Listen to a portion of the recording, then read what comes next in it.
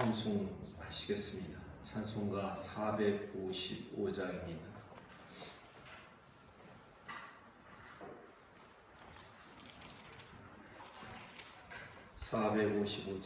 찬송하겠습니다. 주님의 마음을 본받는 자, 그 맘에 평강이 찾아오는 험악한 세상을 이길 힘이 하늘로부터 임함이로다. 주님의 마음 본받아 살면서 그거로 가심 나도 이루리.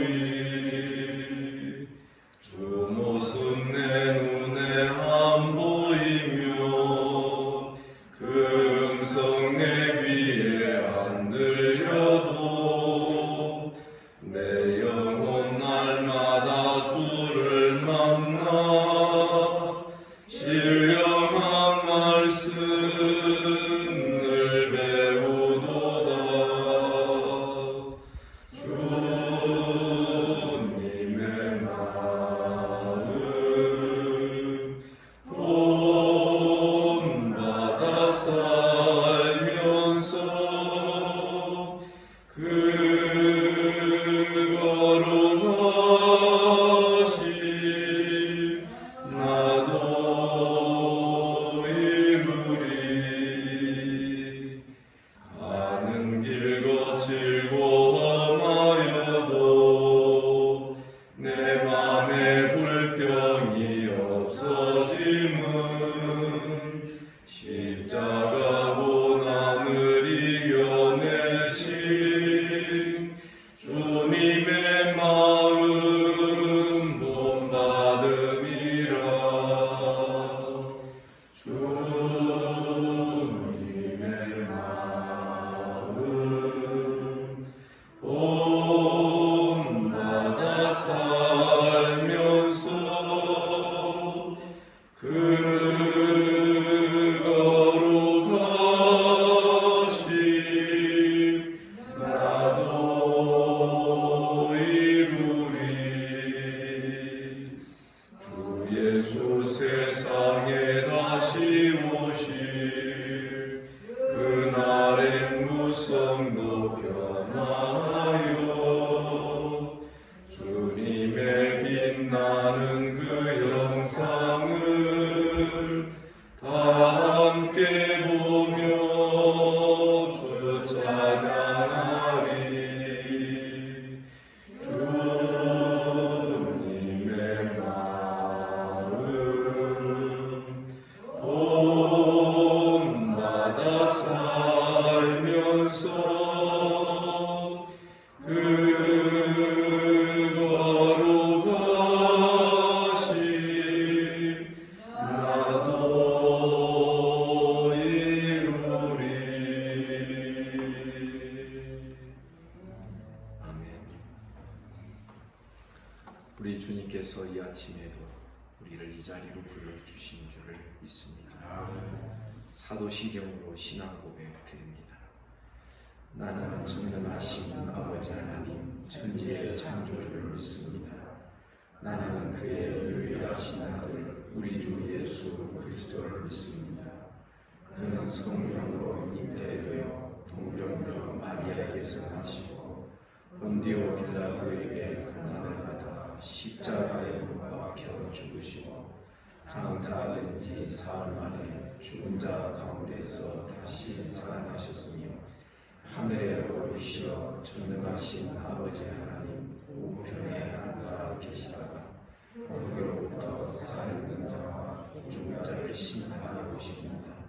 나는 성령을 믿으며 거룩한 공교회와 성도의 교제와 죄를 용서받는 것과 몸의 부활과 영생을 믿습니다. 아멘. 하나님 말씀 고린도전서 10장 14절부터 11장 1절까지 교독하겠습니다.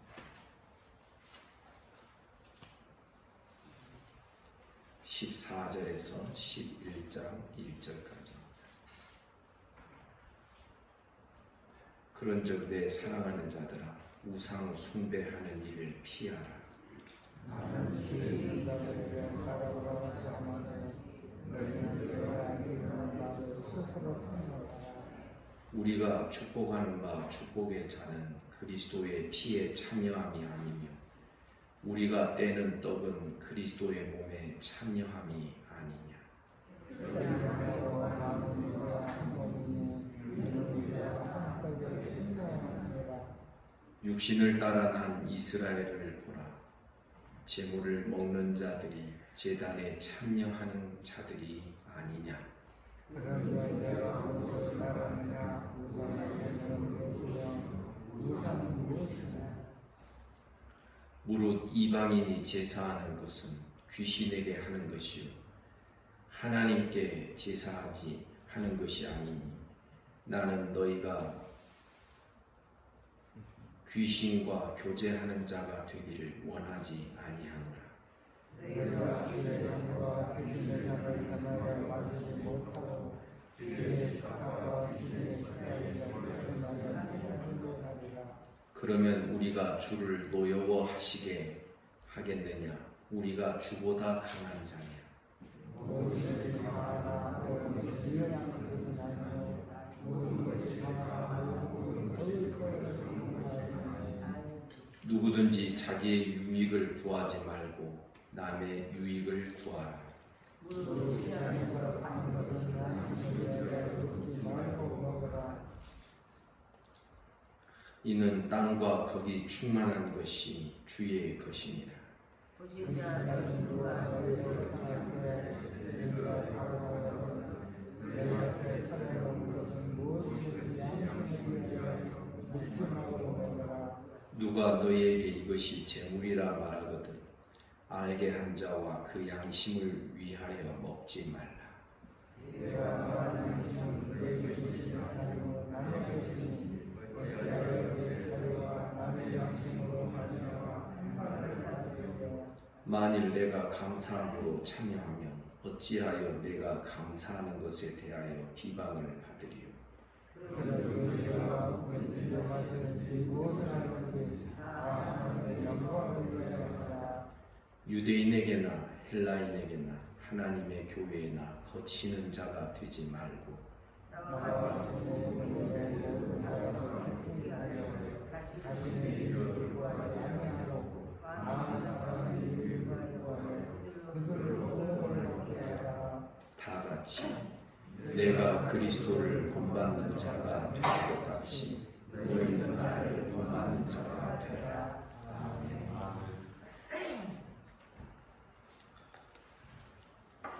우상 숭배에 대한 이야기가 계속 이어지고 있습니다. 8장 1절에서 우상의 제물에 관하여 너희가 질의하고 질문한 것에 대한 대답을 쭉 하고 있는 그 내용이 10장까지 이어지고 있는 것입니다.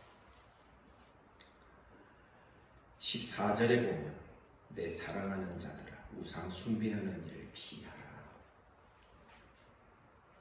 그러면서 15절 이하 계속해서 이 우상의 제물에 대한 8장 1절에서 두 가지의 어떤 중심 원리를 말씀하고 있습니다.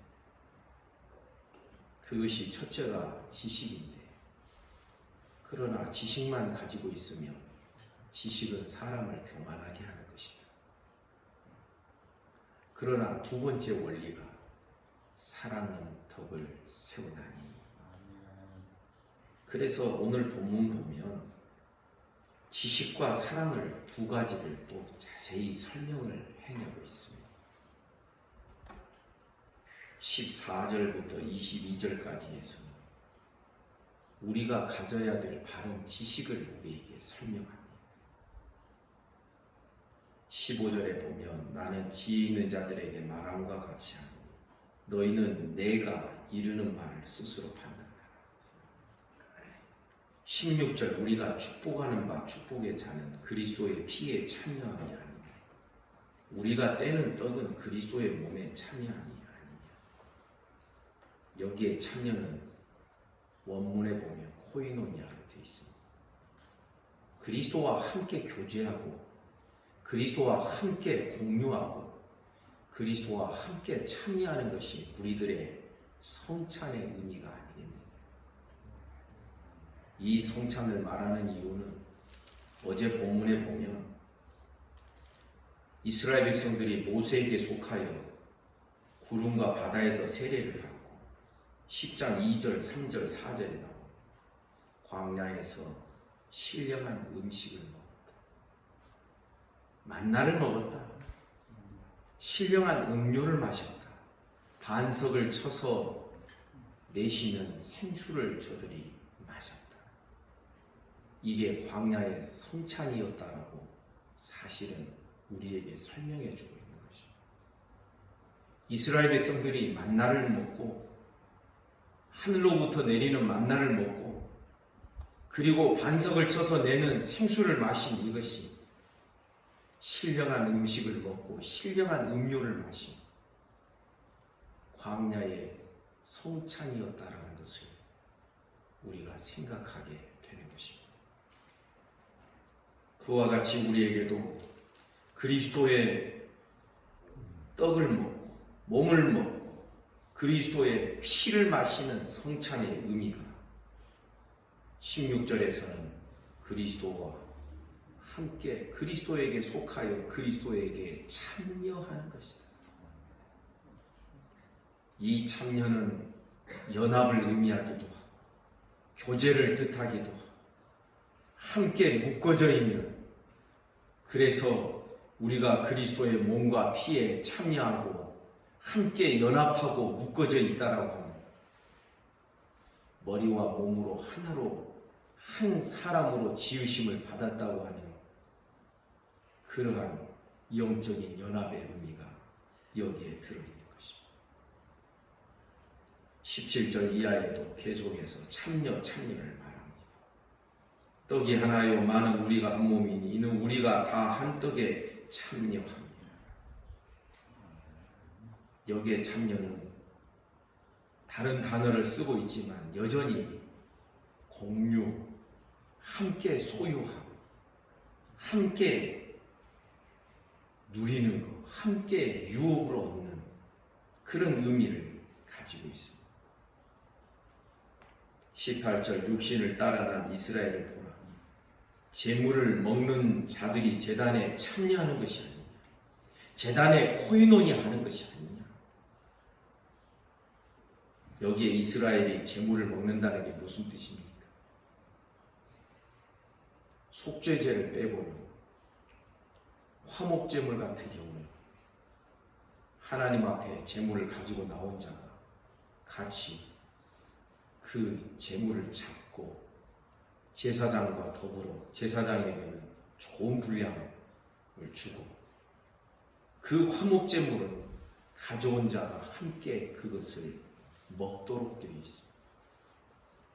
이 먹는, 제물을 먹는 의미가 뭐냐면 제단에 함께 교제하고 함께 참여하는 바가 됩니다.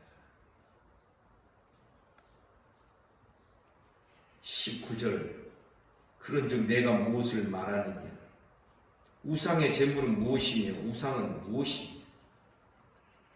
20절 무릇 이방인이 제사하는 것은 귀신에게 하는 것이요 하나님께 제사하는 것은 아니니 나는 너희가 귀신과 교제하는 자가 되기를 원하지 아니하노라.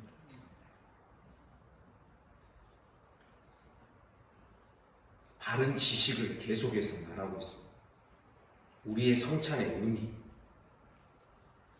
안 믿는 자가 제사를 드리고 귀신에게, 우상의 제물에게 바치는, 그리고 그 제물을 먹는 의미, 바른 지식을 우리에게 가르쳐주고 있는 것입니다. 21절 너희가 주의 잔과 귀신의 잔을 겸하여 마시지 못하고 주의 식탁과 귀신의 식탁에 겸하여 참여하지 못하리라. 여러분 기억하십시오. 이 말씀만 보더라도 귀신은 분명히 있습니다. 그런데 옛날 우리 이야기들 나오는 것처럼 도깨비, 뿔 달린 그런 건 아닙니다. 하지만 귀신은 분명히 있구나. 그러니까 사도가 귀신과 교제하고 그런 의미들, 그런 것들을 이야기하고 있지 않습니까? 22절 만일 귀신의 식탁에 참여하면 어떻게 되겠는가? 우리가 주를 노여워하시게 할 것이다. 우리가 주보다 강한 자냐. 그래서 14절부터 22절까지는 우상의 제물에 대하여 가르치고 있었던 지식에 대한, 바른 지식에 대한 이야기를 하는 것입니다. 그런데 이 바른 지식만 가지고서 바른 지식의 칼을 함부로 휘두르게 되면 어떻게 된다? 교만해진다. 그래서 두 번째 원리를 가지고 이야기를 하는 것입니다. 두 번째가 뭐냐면 사랑은 덕을 세운다. 여러분 믿습니까? 그래서 23절 이하에서는 사랑으로 덕을 세우는 것의 중요성을 계속해서 설명을 하는 것입니다. 23절 모든 것이 가하나 모든 것이 유익하는 것은 아니다. 모든 것이 가하나 모든 것이 덕을 세우는 것이 아니다. 앞에 나왔던 우리들의 신앙의 중요한 원리를 우리에게 설명해 주고 있는 것입니다. 모든 것이 우리에게 허락되어 있지만 허락되어 있다 해서 우리가 다 하는 게 아니다. 우리에게 유익하냐 그렇지 않느냐를 기준으로 해서 허락된 것도 우리 안 하지 않느냐. 모든 것이 우리에게 허락되어 있지만 그러나 덕을 세우는 것, 이것이 기준이 되어야 됩니다. 그러면서 바울 사도는 앞서 말씀드려서 음식에다가 비유하고 있지 않습니까? 모든 것을 다 먹을 수 있으나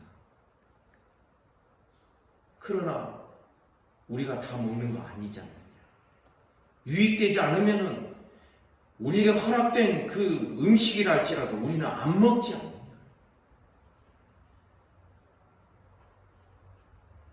이러한 원리와 이런 기준을 사도는 우리의 신앙에다가 적용을 하고 있는 것입니다.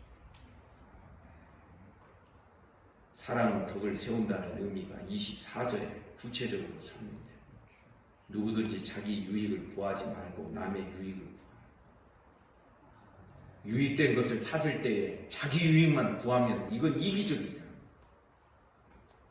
이건 우리들의 마땅한 태도가 아니다.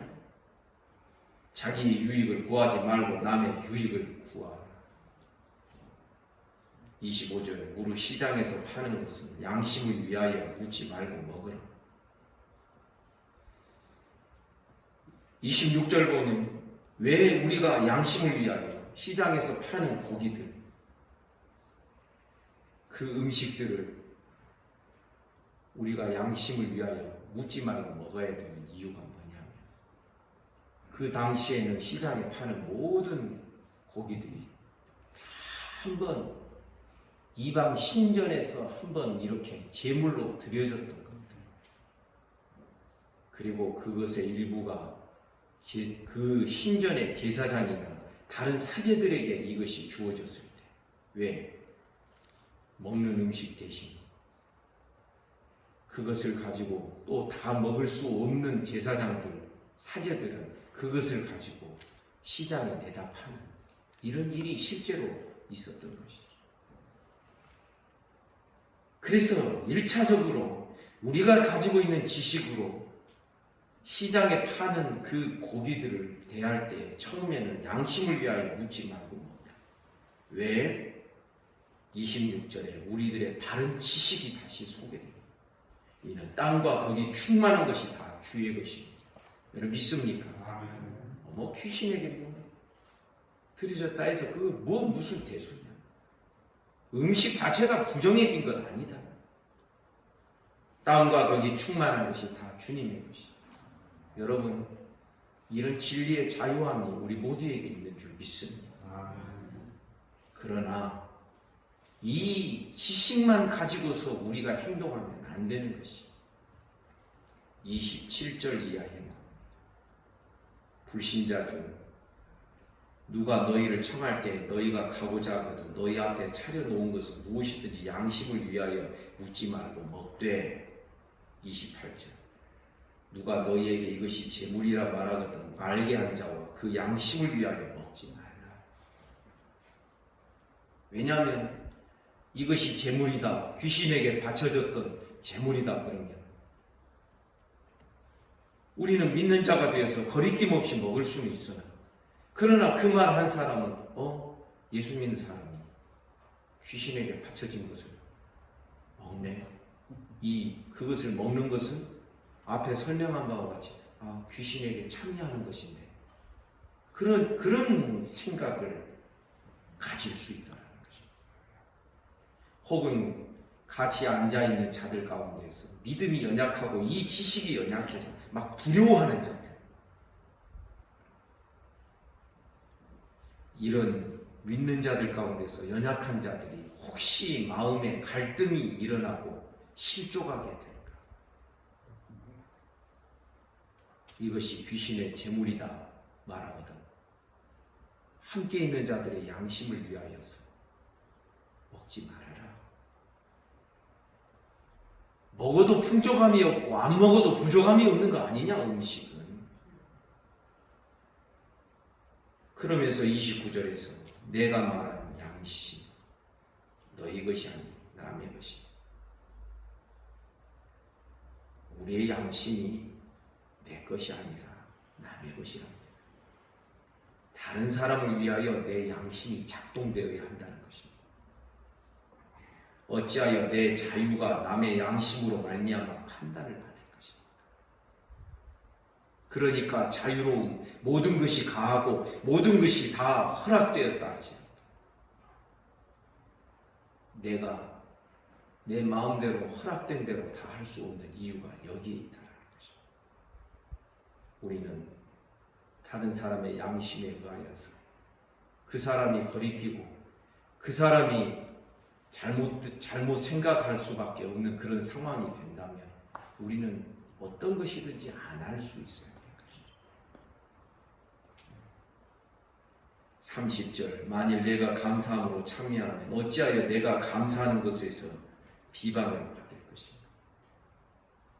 우상의 재물을 먹는 이 일에 대하여서도 내가 감사함으로 하나님 앞에 기도하고 먹으면 이러한 일에 대하여 우리가 비방을 받을 필요는 없다. 이유가 없다. 하지만 31절 그런즉 너희가 먹든지 마시든지 무엇을 하든지 다 하나님의 영광을 위하여 하라. 아멘입니다. 연약한 자를 실족하게 할 가능성이 있으며 안 먹는 것이 하나님의 영광을 구하는 것이 아니됩니다. 왜? 그 형제는 주께서 그 형제를 위하여 죽으신 형제. 32절 유대인이나 헬라인이나 하나님의 교회나 거치는 자가 되지 말라. 지식은 사람을 교만하게 합니다. 지식만 가지고 있으면 입 바른 소리 잘하는 것이죠. 입 바른 소리. 이러면 어떻게 됩니까? 하나님의 교회에 유대인, 헬라인 계속 충돌이 일어나고 거칠. 여러분, 우리 내 삶을 한번 돌아보십시오. 내 삶의 주변에 내가 있는 곳에 충돌이 있고 말다툼이 있고 논쟁이 있고 언쟁이 있잖아요. 이게 내가 지금 뭐가 문제가 있구나 하는 사실을 확인하는 방법이 되는 것입니다. 내 마음속에서 계속해서 평안함이 없고 내 마음속에서 말은 안 해도 내 속에서 계속 언쟁이 계속 벌어지고 있는 그런 사람이 있습니다. 시끌. 이것은 거치는 태도인 것이지. 이 거친다라는 것은 스칸달로, 이게 걸림돌이 계속 충돌이 되고 다른 사람 실족하게 하고 넘어지게 하고. 여러분, 교회는요, 우리 성도들의 신앙생활은요, 논쟁과 언쟁처럼 우리를 비참하게 만드는 것이 없습니다. 우리는 하나님의 말씀이 이러하다면 그냥 다 받아들여요. 언쟁과 논쟁하는 사람들의 특징을 보십시오. 자기가 하는 일은 정당하다고 다 생각합니다. 다른 사람에게 적용하는 기준을 자기에게 적용 잘 안 합니다. 이런 모순점이 항상 있는 것입니다. 33절. 나와 같이 모든 일에 모든 사람을 기쁘게 하여 자신의 유익을 구하지 아니하고 많은 사람의 유익을 구하여 그들로 구원을 받게 하라. 자기의 유익만을 따라서 살지 않기를 간절히 원합니다. 그런데요, 자기중심적인 사람은요, 자기 유익, 본능적으로 자기 유익을 붙들게 되어 있습니다.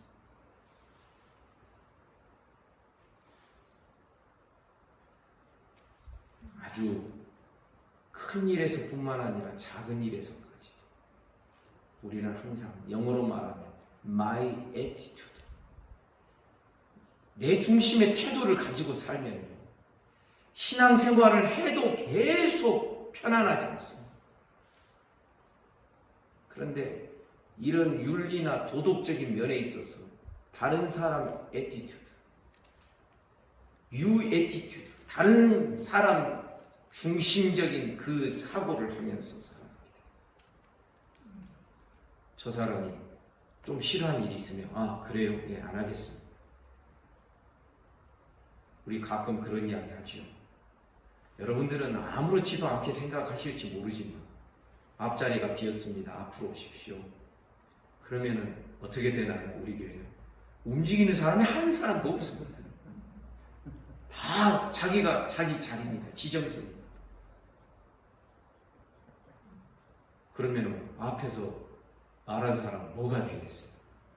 그럴 때 어떻게 하냐면 전도사님이나 목사님이나 앞에서 또 혹은 안내하는 분이 말하는 것이 있습니다. 그 말이 무색하지 않도록 예, 그래요, 알겠습니다. 이게 다른 사람의 유익을 구하는 태도거든요. 근데 우리는 다 눈 감고 나는 나의 길을 가련다. 여러분, 신앙생활 그렇게 하는 거 아니죠. 근데 이게 자리 문제에만 나타나는 현상이 아니거든요. 이 태도가 모든 일에 다 적용이 됩니다. 이 자기 부인이 안 되고 있다는 거거든요. 자기를 부인하고 자기 십자가를 지고 주님을 따라오라 말씀하셔요. 이런 작은 태도가 정말 영적으로 중요한 문제를 생각하고 사고하는 데 있어서 이것이 그대로 큰 문제로 작동되게 되어 있는 것이죠. 이 태도가 여러분 성경 보는 데는 작용 안 되는 줄 아십니까? 성경도요, 눈에 들어오는 것만 찾고 있습니다. 말씀 듣는데 적용이 안 되는 줄 아십니까? 어떤 분들은 설교 끝나고 나면 화가 나 있는 분들이 있어요.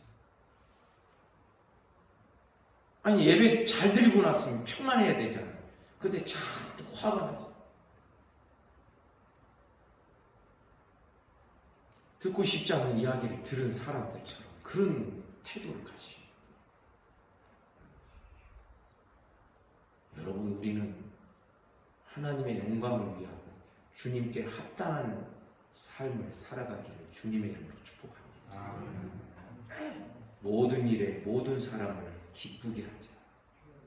자신의 유익을 구하지 아니하고 많은 사람의 유익을 구하여 그들로 구원에 이르도록 하자. 우리 모두는 서로서로 구원에 이르도록 격려하면서 어깨 동무하면서 가는 자입니다. 그러면서 11장 1절에서 이렇게 말씀합니다. 내가 그리스도를 본받는 자가 될 것까지 너희는 나를 본받는 자가 되라. 이것은 사도가 나는 완벽하다, 나는 말씀에 다 순종하고 있다, 여러분 그런 식으로 하는 말이 아닌 것입니다. 지금 이 흐름에 대해서 지금 지식을 따라서 행할 뿐만 아니라 사랑으로 덕을 세우는 이 일의 원조가 누구냐? 예수님이시다. 아멘입니까? 지금 그 이야기를 하고 있는 것입니다. 예수님도 지식이 없었던 게 아니다. 그러나 지식만으로 행하신 분이 아니다. 지식만으로는 사람을 교만하게 합니다.